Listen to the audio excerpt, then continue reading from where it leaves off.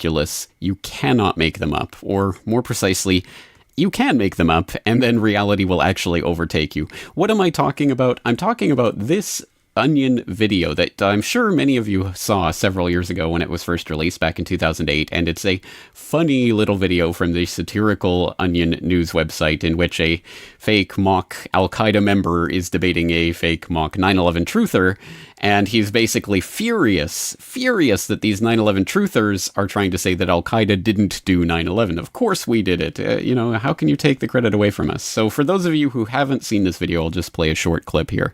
Mr. Girard, how did you arrive at the conclusions in your book? Where are the facts? Well, through here? scientific examination of Ground Zero. For example, the melted core. I mean, that was definitely evidence that there were thermite bombs that were used in bringing down those buildings. I can assure you, we did not use thermite bombs. I did the research myself. It would not have worked. We flew an enormous airplane into a building. Okay, I think it is obvious what caused the building to crumble. Why are you being so close-minded to this, sir? If more How would you like it if you spent, 2 months in a mountain cave, sleeping on rocks, planning something really special, only to have someone take the credit away from you? Say, oh no, you don't deserve the credit for it. Open up their minds and learn the truth. Mr. Girard.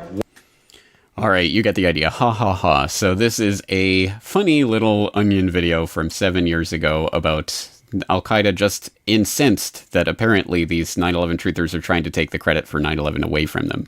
Well, that was the Onion in 2008, so that was parody and that was just satire, right? Well, now it's 2015 and it is just sad, mundane reality. For those of you who want more, please go to the Syrian Civil War subreddit where you can find a link to Dabiq 9, They Plot and Allah Plots, which is... well, it's a funny little magazine that's put out by the Islamic State. Yes, ISI, ISIL, ISIS, Daesh, whatever you want to call them. Put out this slick propaganda magazine in English, of course, for recruiting jihadists, I guess. That's the official story. Anyway, They Plot and Allah Plots is issue 9, and as you can see, it's a very sleek-looking, modern-looking magazine with all sorts of nice graphics, and as one of the commenters in the subreddit here notes, LOL when they cite sources, text and graphics from the Crusaders at the Wall Street Journal. So they even cite their sources for their photographs, just in case they're going to get, sued for copyright? I don't know how that works. But anyway, flip through the pages of this virtual magazine and you'll find Conspiracy Theory Shirk. Ooh, what's this article about? Well, it says, for example, if jihad operations like those of September 11th were carried out against the kuffar, i.e. non-Muslims, they would claim these operations were conspiracies by the kuffar to justify their aggression against Muslims. Or if the mujahideen announced an Islamic State, they would say that the kuffar facilitated such so as to justify their continued interference in Muslim affairs. And so, according to these theorists, almost all the events of the world were somehow linked back to the kuffar, their intelligence agencies, research, technology, and co-conspirators. One of the worst aspects of these theories is that they require no evidence, just foolish deductions, in sneer quotes. And they actually end the article by going through some of the arguments against conspiracy theories, and they sound suspiciously like probably every such theory or anti-conspiracy theory you've ever heard from any of the mainstream puppets who just toe the government line. Like, grand conspiracies consist of so many factors only controllable by Allah. An example of such a grand conspiracy theory is that of September 11th being carried out by the Americans themselves. How many members of the Crusader government would have to be under permanent watch to prevent news of the operation getting out before its execution? How many involved mouths would have to be silenced all over the world to keep such a conspiracy from not being exposed after the fact? How many other matters would have to be guaranteed to preserve the conspiracy?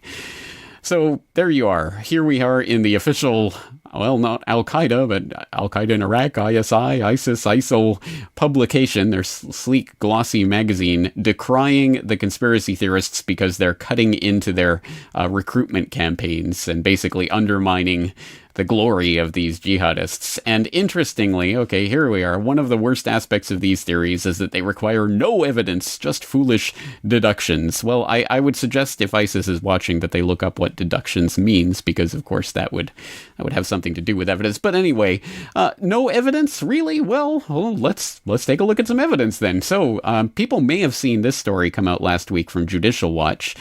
Judicial Watch: Defense State Department documents reveal Obama administration knew that al-Qaeda terrorists had planned Benghazi attack 10 days in advance. So this has been picked up by Fox News and the other right-wing outlets in the U.S. in the phony left-right game because, this is evidence the State Department and the Defense Department knew the Benghazi attack was an al-Qaeda attack, blah, blah, blah. Which, again, is part of this fake Benghazi Gate scandal that they want to keep perpetuating because it feeds into the left-right paradigm. It's just that the State Department, the Defense Department, didn't keep us safe from those dastardly al-Qaeda terrorists. That's what the real story is. So that's the way Fox and Judicial Watch spun these documents. And I suggest you go back and actually take a look at this article. It'll be linked in the show notes, and go and look through these documents for yourself, because you'll find some very interesting pieces of the puzzle that they don't highlight in this reporting here at Judicial Watch or on Fox News or places like that. And one of those aspects is that the U.S. government was overseeing, and thus by implication complicit in, the running of arms from Libya to Syria through Benghazi, exactly as crazy conspiracy theorists like yours truly and many others were pointing out at the time. In fact, if you go back and listen to interview 876 in my archives, there I am on the Ed and Ethan podcast talking in great detail with lots of different sources, mainstream sources even, about how the Benghazi was ultimately about trying to keep the wraps and the lid on the gun running that they were doing at the time to feed the Syrian opposition from Libya via Benghazi. And that's an incredible story, and that's confirmed. Now, just in case anyone was out there thinking, that's just crazy conspiracy theory. No, we actually have it confirmed from these internal DoD documents, so please go read them for yourself. But that's not all these documents contain, as Corporate Report listener and Twitter user Steve Chovanec points out. That's not all they reveal, and he wrote an article talking about how the U.S. aided ISIS and the fall of Mosul and Ramadi. And very interesting. He examines one of these documents, DoD Defense Intelligence Agency document, dated August 2012, talking about the situation in Syria and Iraq and the deterioration that was happening in Syria at the time, where the various opposition was becoming more sectarian in nature.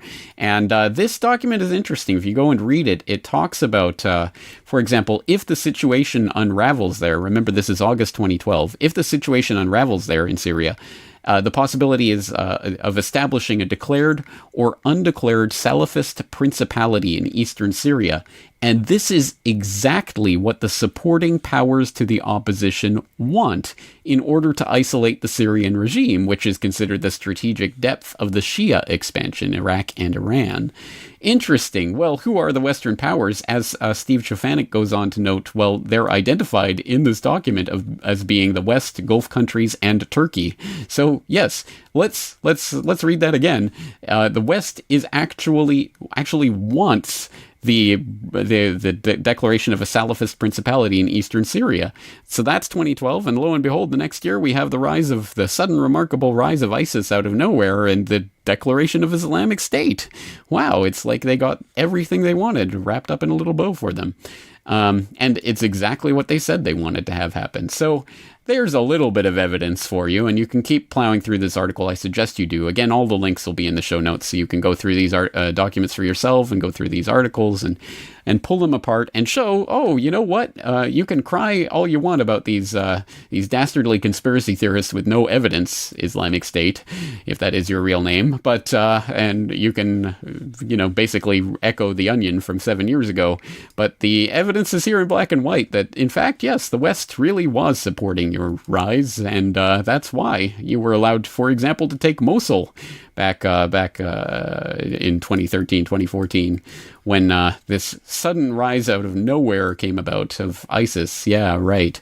And it just goes on from there. So there you go. more evidence to add to the conspiracy theory mill. For those of you out there, assuming there is anyone who by some minor miracle has not been exposed to 9/11 truth yet, you might want to start with my 9/11 conspiracy theory video and the related text here with all of the links to all of the sources cited so that you can go and start exploring the story. And when you're ready for more, just type 9/11 into the search bar on Corbett Report and you'll have hundreds, literally hundreds of hours of audio and video and articles to go through about the 9/11 false flag. So there you go. So ridiculous you can't make it up. Or actually, you can make it up and then it'll come true. Once again, this is James Corbett, CorbettReport.com, signing off.